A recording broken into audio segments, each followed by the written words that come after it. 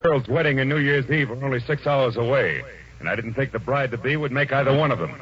But that was before I ran up against the slot machine operator, the escaped convict, and above all, the old acquaintance.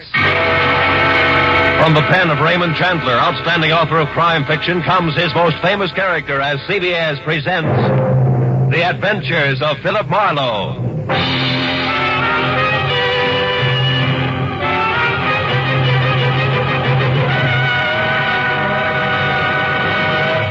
And now, with Gerald Moore, starred as Philip Marlowe, we bring you tonight's exciting story, The Old Acquaintance.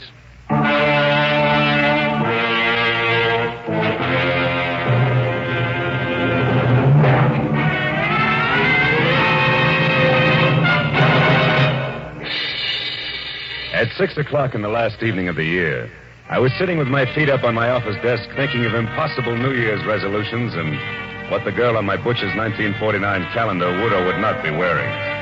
But at that present point, there was a soft, almost apologetic knock on my office door. I said come in and saw a quiet man in quiet clothes who extended a quiet hand. He introduced himself as Paul Riker, a Beverly Hills insurance broker. But the tremor in his voice said very worried client, which on New Year's Eve was something I could do without. Mr. Marlowe, you've got to find Nancy Marshall for me. Just for a springboard, Mr. Riker, who is Nancy Marshall? She's my fiancée. We were to be married at my place in Beverly Hills tonight. On New Year's Eve? Yes, you see, it was at a New Year's Eve party a year ago that we met for the first time. Oh, when'd you last hear from her? 2 hours ago. She called and said that she was in terrible trouble, that nobody, especially the police, could help her, that the wedding was off. I see. You're sure it's not just a matter of your being left at the altar, huh? Another man? Oh, no, I'm certain that's not it. Now, please, Mr. Marlowe, will you help me? Mr. Riker, to you, New Year's Eve means wedding bells, but to me, it's something else, specifically a cozy little apartment on Wilshire Boulevard where there's a very nice girl and a couple of chilled bottles of sham. Oh, what is it, Mr. Marlowe? What's wrong? There's somebody outside. Riker, get away from my door, quick! Whoever threw those shots through the frosted glass of my office door wasn't interested in checking up on his marksmanship, because by the time I got to my feet, he was taking the stairs to the street. When I got outside, I was just in time to see him pile into a pickup truck and roar off. And the best I could do was get a face full of exhaust fumes and the last 3 numbers on his license plate, which read 711. When I got back to Riker and the glass on my office floor, I found the potential groom whiter, shakier, and less quiet than at our first meeting. Marlowe, did you get him? Do you know who it was? No, I don't. Now, relax a minute, Riker, and think. Yes. Who could possibly object to you and Nancy getting married? But that's just it. There's nobody I know of, Mr. Marlowe, and I'm positive that the same is true of Nancy. All right, now tell me, where does Nancy live? In a villa at 1428 North Havenhurst Drive, number 12. Mm-hmm. But I've already been there, and she's gone. Were you inside? No, the door was locked. But, Mr. Marlowe, I thought you had specific plans for this evening. I do. But from the way things stack up right now, they've got a better chance of keeping than Nancy Marshall. Now, look, go back to your place in Beverly Hills, stay away from frosted glass windows, and wait till you hear from me. If we're real lucky, Mr. Riker, it still might turn out to be a happy New Year.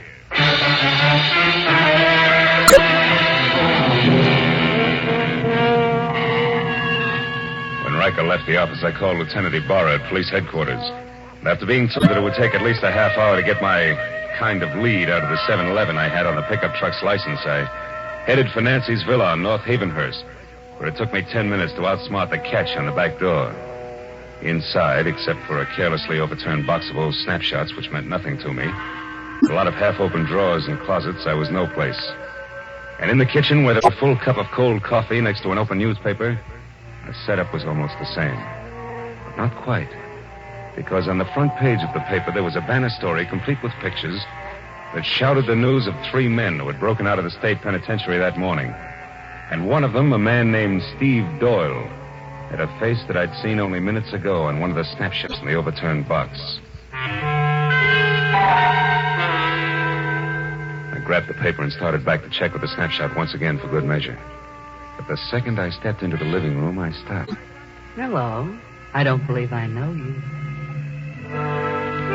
Oh, the voice matched the lady perfectly. She was tall, beautiful brunette, about 30.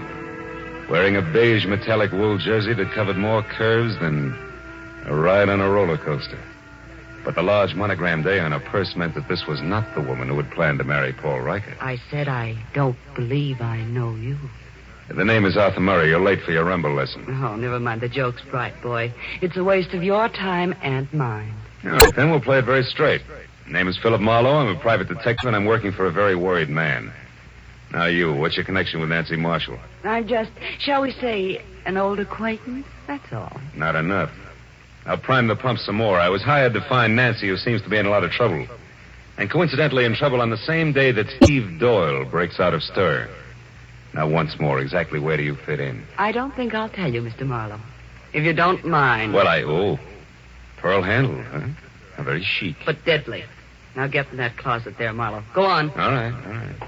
Just so we don't go through this same routine when we meet again, and we will. Who are you? Oh, you don't listen very carefully, Marlowe. I've already told you that I'm an old acquaintance. It's the season for them, remember? Now get in there and shut up.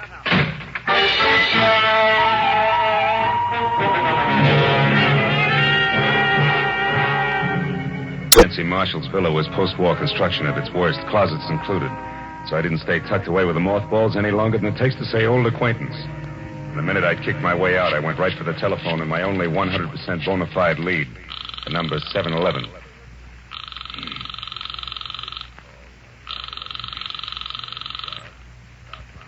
This is Lieutenant Ibarra.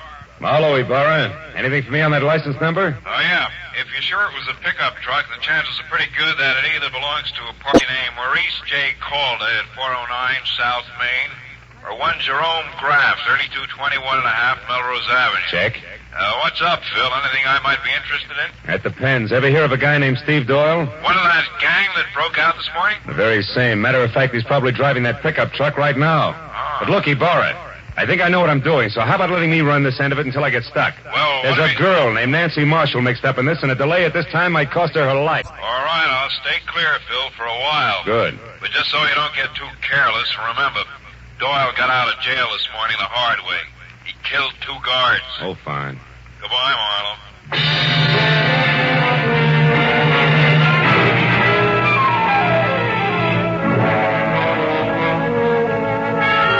I got the 409 South Main. I knew that my first choice had to be wrong, because Maurice J. Calder turned out to be a bankrupt junkman, and his pickup truck, which was loaded with everything, including the kitchen sink, had 3 flat tires and hadn't moved in a week. So if the numerals 711 were going to live up to their reputation, Jerome Graff had to be my man. And that made the time to be careful now.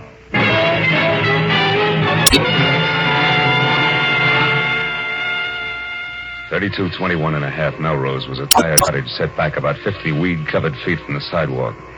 And from the rusted sign, Jerry Graff, mechanic, dangling at a crazy angle from a weather-beaten beam over the front door. I gathered that the place doubled as both Mr. Graff's living quarters and shop.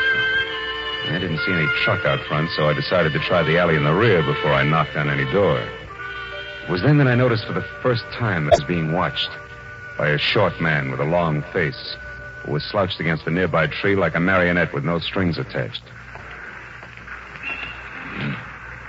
If you're lost, mister, maybe I can help you. Maybe? I was looking for a pickup truck. Seen one around? A pickup truck? Mm-hmm. Now, I wonder what that could be. Well, it's a small deal, about a half a ton, and... Oh, I get it. Okay, here. Here's 5. Now my question. Jerry Graff owns a pickup truck, but he ain't here. It's been out since dark. But Jerry's in. He's working late tonight. Working at what? Come on, you got your 5. Talk. Okay. It ain't no secret. Jerry's a nursemaid for one-armed bandits. Slot machines, huh? Is that his racket? Yeah. He used to be a big boy with them, too. But times have changed. Now he just works on them for other guys. What other guys? Oh, mister, I wouldn't answer that for even another 5. I wouldn't stay in business very long if I did. But I'll tell you one thing for free in case you're going to visit Jerry. What's that? Watch out for him. He's a very nasty man. Thanks, but I can take care of myself, Buster.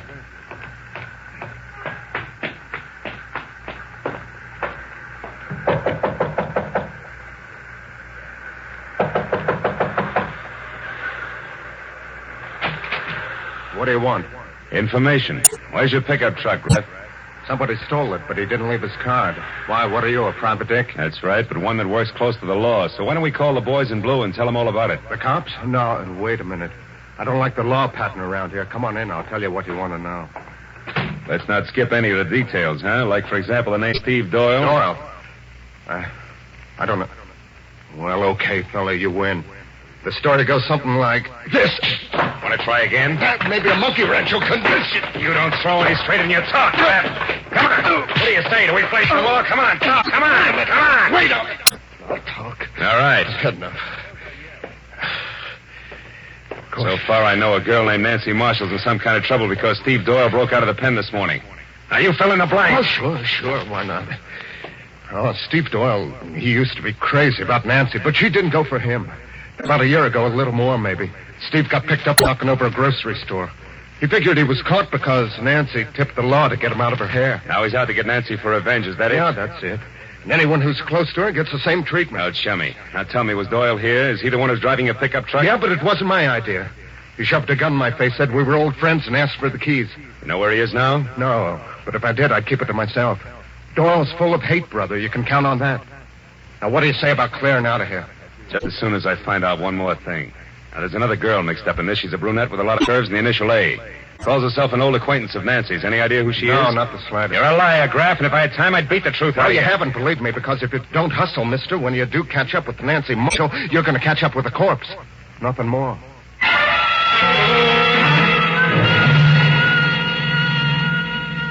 When I got outside, two things stood out in my mind like a pair of cleats at Carnegie Hall. First, my client's fiancée was not the most innocent dame in greater Los Angeles. And second, I wasn't going to get any place until I could locate the old acquaintance. But then, just as I started for my car, the slouch who had sold me the dirty thumbnail sketch on Jerry Graff came running toward me. Hey, mister. Did everything work out all right? I was called away on some other business, or I'd have been here waiting. Waiting for what? Well, you know, in my game, I now and again give a guy a little more dope than he bargained for, and in that case, I sometimes end up with a bonus, so to speak. Well, right now, we're about even. But if you can tell me anything about a beautiful brunette whose first name starts with an A, I'll give you a bonus. It'll keep you in beer and pretzels from now until the 4th of July. A name that begins with an A? Yeah. Hey, she visited with Graff this morning, maybe? Yeah, it's possible. Come on, think hard. She's kind of tall, dresses like $1 million. That's right. Now, what's her name? Here, look. $20 bill. Her name, what is it? It's, yeah, I got it. Adrian Starr, 1312 Lookout Mountain Road. How do you know that? It was on the registration card in her car. I took a peek while she was...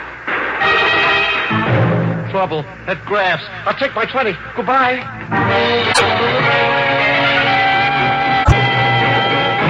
I beat it up the walk to Graff's, and when I got inside, I found exactly what I expected. Doubled up on the floor in the middle of a lot of oily machine parts and still holding his stomach with both hands was Jerome Graff, a very dead man. I started for a telephone to call Lieutenant Ibarra, but then I noticed something small and gold lying a few feet away from the body. When I picked it up, I saw it was an ornamental buckle, the kind that a lady might wear on a coat. So I decided to skip Lieutenant Ibarra for the time being and call my client instead.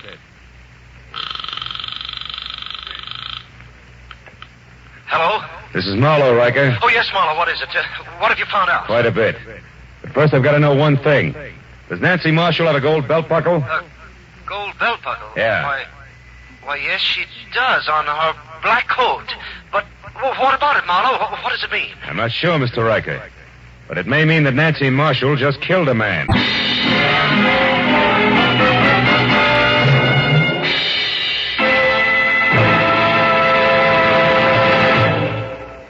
In just a moment, we will return to the second act of the adventures of Philip Marlowe. But first, by this time, a week from tonight, Jack Benny will have made his first broadcast exclusively on the CBS network. Starting next Sunday, you'll find Jack here with Mary Livingston, Phil Harris, Rochester, Dennis Day, Don Wilson, and all the others who have made the Jack Benny Show a regular Sunday evening delight for millions of Americans. Just for fun, the Jack Benny kind of fun, make a New Year's resolution to hear the Jack Benny Show every Sunday starting a week from tonight, January 2nd, over these same CBS network stations. And now, with our star, Gerald Moore, we return to the second act of Philip Marlowe and tonight's story, The Old Acquaintance.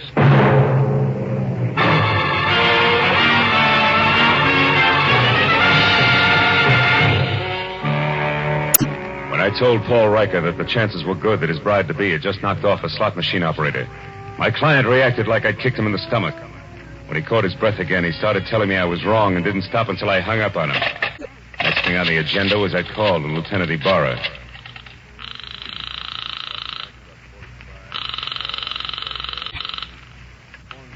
Lieutenant Ibarra speaking. Marlowe again, Lieutenant. Oh, did you find the owner of that pickup truck, Phil? Yeah, I found him, Ibarra. I'm calling from his shop now. I had a talk with the guy. It was Jerry Graff. What do you mean, was Jerry Graff? Well, somebody came in here and shot him just after I left.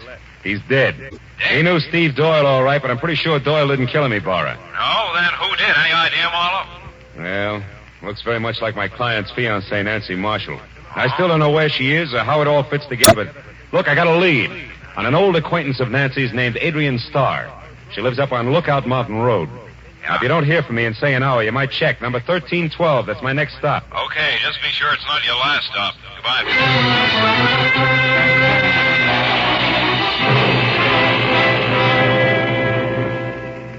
I drove up Laurel Canyon to Lookout Mountain. And the only sign of life was a young couple parked where they could look down at the city lights, if they wanted to.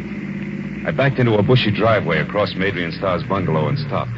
It was small, modern, and looked deserted, except for one dim light upstairs. I was about to get out and verify that when a pair of headlights flashed down the road and a yellow convertible swept to a halt in front of the place. It was Adrian Starr who got out. She started up the walk toward her front door, stopped suddenly, and then ran back to her car and drove off again. I kept the yellow convertible in sight. When it turned on Havenhurst and stopped in front of Nancy Marshall's villa, I pulled up in time to see Adrian step inside and close the door. So I followed her.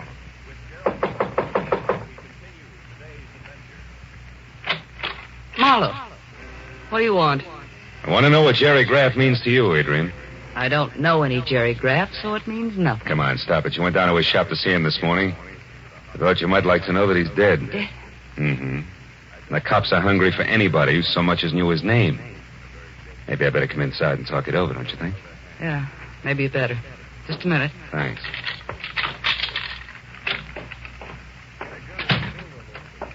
Hey, it's dark. Why don't you turn on more lights? Because I like it this way. Okay. But, honey, if you've still got that pearl-handled popcorn of yours, let's leave it out of the conversation.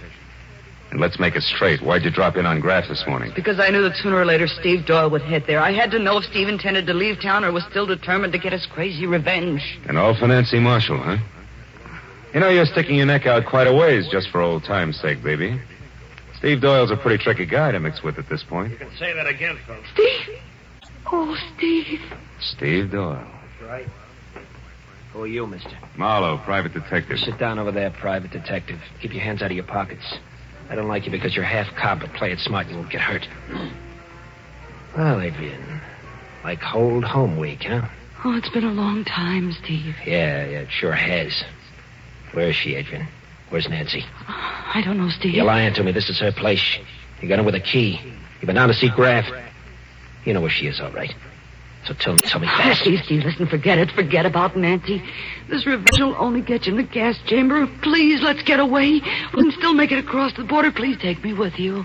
I love you, Steve, just like I always have, even when you threw me over for Nancy. Shut up. Just tell me where Nancy is. Come on, Adrian. I don't know, Steve. Stop it, Doyle. Where is she? Steve, you're hurting me. Doyle! Don't move, Marlowe. All right, fella, I told you to behave. I've been through a lot, and I'm tired, and I'm running out of time. You're getting in my hair, and that's bad. Oh, no, Steve, don't. I won't shoot him. I can't afford the noise. I can give him something just as good. Oh! Now, Adrian, try again. Where's Nancy? I don't know, Steve. Come on, where is she? I don't know. Where's Please? Nancy? I don't know. Where's Nancy? Where's Nancy?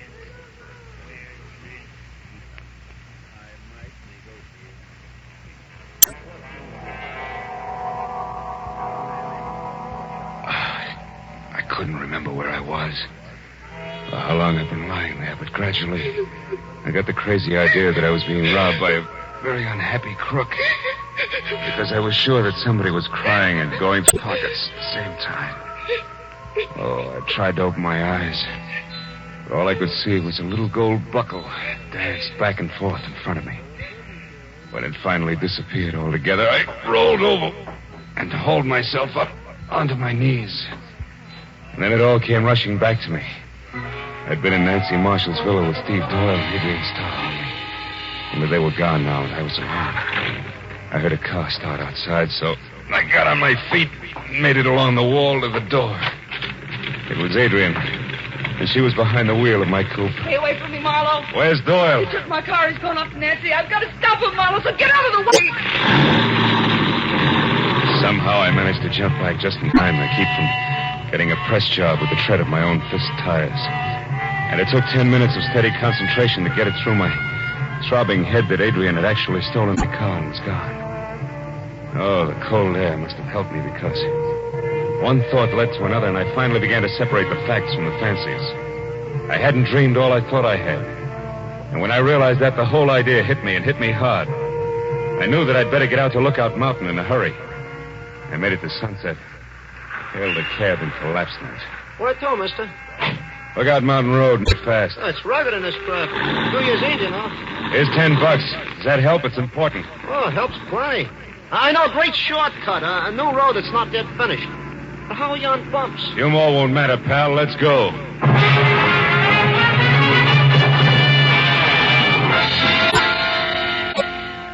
When it was over, I felt like I'd crossed the country on a pogo stick. But the cab driver was a genius, and with his shortcut, we made the distance to Lookout Mountain in less than 10 minutes. When we got near the place, I sent the cab back down the hill out of danger. Went the rest of the way on foot. As I got within sight of Adrian's bungalow, I saw Steve Doyle getting out of the yellow convertible. I ran up to the house, tried the door. It was locked. Nancy, where are you? I know you're in there, baby. I'm going to find you. I have to take this joint apart. You got some old business to settle, remember? So have we, Doyle. Drop that gun. Stand still. Okay, sucker. No. You won't need that gun anymore, Doyle. Just kick it over there out of the way. Someday I'll get you for this fella. I doubt it, Steve. You're all finished, but you're too thick-headed to see it. Well, I guess it's time to relax and wait for Adrian. And we call the cops, huh? Adrian just arrived, Marlowe. Don't What? turn around or I'll kill you. Adrian. There we are, Marlowe. Toss your gun back here to me. Come on now. Better. Oh, Steve. Steve, are you hurt bad, darling? Can you make it to the car? I'll try, Adrian. Got me on this side. It's bad. Oh, Steve, hurry, darling, hurry. I'll be with you in a minute. I'll make it okay. Well, Marlowe? Yeah. Okay, Adrian. Tell me one thing first, Marlowe. Did Steve get to Nancy? No. You killed Graff in time to shut him up, too, huh? So Steve will never know the truth, will he, Adrian? Could be it was you who crossed him and sent him to prison. You'll never find out. Not now. And you'll never realize how much I love him either. That's why I did it, Marlowe. It was the only way I could hold him for myself. And I was willing to wait. Can you understand that? Yeah. I guess I can. Too bad a love like yours has to be wasted on a guy like Steve. You'll never get away, honey. Not with him. You'll never make it. Maybe not. But if he goes out, at least I'll be with him, Marlowe, and that's the way I want it. And if you're going to do anything, Adrian, you better get it over with fast. That siren's a friend of mine. He's coming here. Adrian! Coming, Steve. You're a good guy, Marlowe, and a smart one. Just don't follow us, that's all. So long, Marlowe. Happy New Year.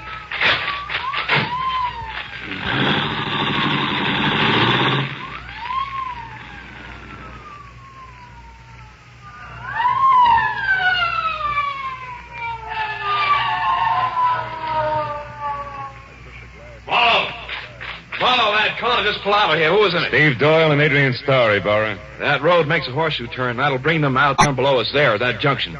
I've got one of those streets blocked, but the other one's wide open. Look, Ibarra, there they are. She's stopping at the crossroad. Yeah, they've spotted my men down there.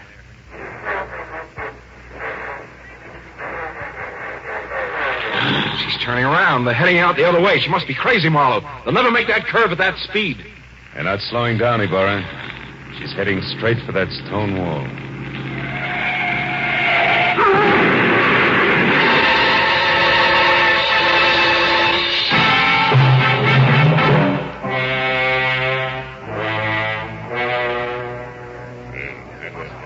Well, Speed, that's it. It's all over. They're both dead when the boys got to them. Killed instantly. By the way, how's your head feel now? Any better? I'm okay, Ibarra. Did you take care of Nancy Marshall all right? Yeah, she locked herself upstairs. Sent her home to Paul Riker in the squad car. The driver hurries, they can still be married on New Year's Eve. Yeah, the pegged is Jerry Graff's killer earlier tonight, Marlowe. What made you change your mind? Well, I found a gold buckle near Graff's body bar. I figured it was a fancy little belt buckle that Nancy had dropped. But I saw exactly the same buckle when I was coming to after Doyle hit me on the head. And it wasn't on a belt, it was on a shoe. Adrian's shoe. It was the mate to the one I'd found. Once you knew Adrian Starr killed Graff, you put the rest of it together, is that it? Uh-huh. See, for a price, Graff helped Adrian double-cross Steve. She had to kill him to keep him from talking. She hid Nancy out for the same reason. If she knew that if Steve ever got to Nancy, he'd learn the truth. I wonder why she didn't kill Nancy, too. I think she intended to, Ibarra. And she did it all, really, because she loved the guy too much. Strange deal, Marlowe, right to the end. You know, she didn't have a chance to make that curve down there the way she was driving. Not even if she wanted to make it, Ibarra. Yeah. Well, it's 5 minutes to midnight, Phil. Happy New Year, fella. I want to see a lot of you in 1949. Same to you, Lieutenant.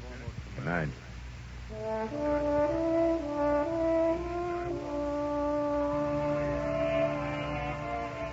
After Ibarra and the others left, I stayed up on Lookout Mountain and watched the new year come to Los Angeles. A new year. Didn't seem to change things much, at least on the surface. Somewhere down the road, a gang struck up Old Lang Syne. I thought again of Adrian Starr, a girl who loved not wisely, who had called herself an old acquaintance. Yeah, I'd never forget her. As I walked back to my car, the city was ringing out the old and ringing in the new. And I wished then that someplace on everybody's list of resolutions, they'd make room for that cup of kindness they were singing about. And then a guy could say, Happy New Year, and mean it.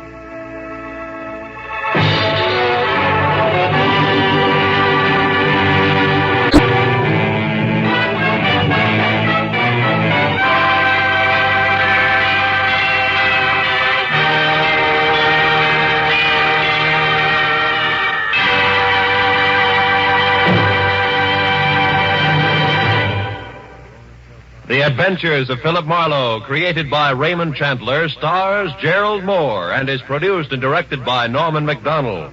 Script is by Mel Donnelly, Robert Mitchell, and Gene Levitt. Featured in the cast were Gloria Blondell, Edgar Barrier, David Ellis, Lou Krugman, and Stan Waxman. Lieutenant Ibarra was played by Jeff Corey. The special music was by Richard Arant. Be sure and be with us again next week when Philip Marlowe says... They all knew he was aboard the yacht when it exploded and sank. And everybody called his death an accident. Yeah, that is everybody except the corpse himself. He said it was murder.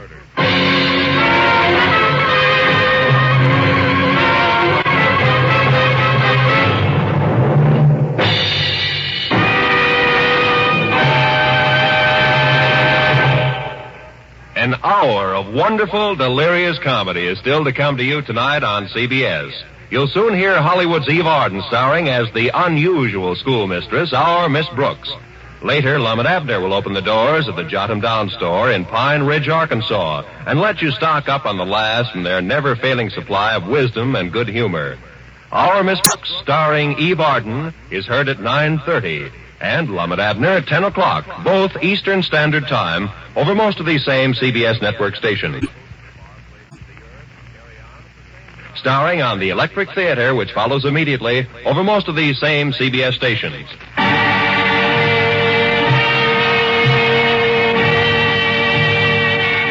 This is Roy Rowan speaking for CBS, the Columbia Broadcasting System.